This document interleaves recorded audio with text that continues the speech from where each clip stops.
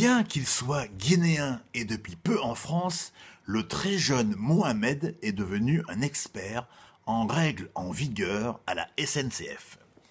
Pas celles concernant l'énervante multiplication des trains en retard, mais celles relatives aux bonnes vieilles salles d'attente des gares.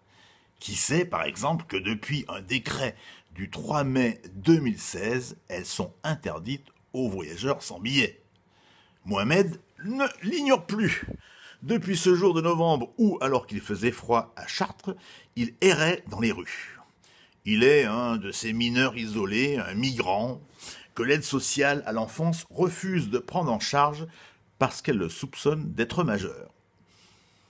Histoire de se réchauffer, le garçon entre dans la salle d'attente de la gare et, selon la SNCF, l'attention d'une équipe de la surveillance générale est attirée par une personne se trouvant en salle d'attente depuis le début de leur service, soit 2 heures de présence en dépit du passage de nombreux trains. C'est suspect.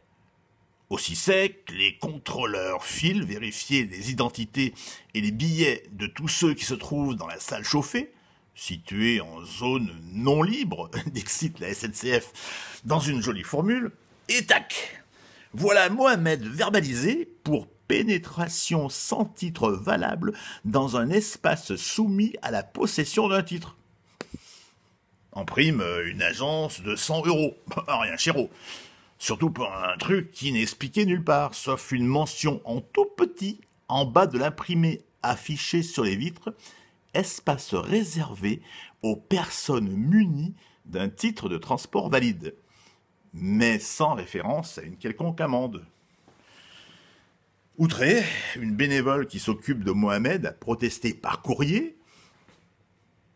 Réponse de la SNCF, l'infraction est constituée et il y a intérêt à payer sans attendre.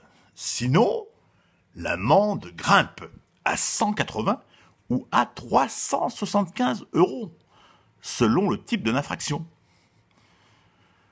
La bénévole a payé. Comme dit le slogan de la SNCF, du bon temps à petit prix, surtout en salle d'attente. À bientôt.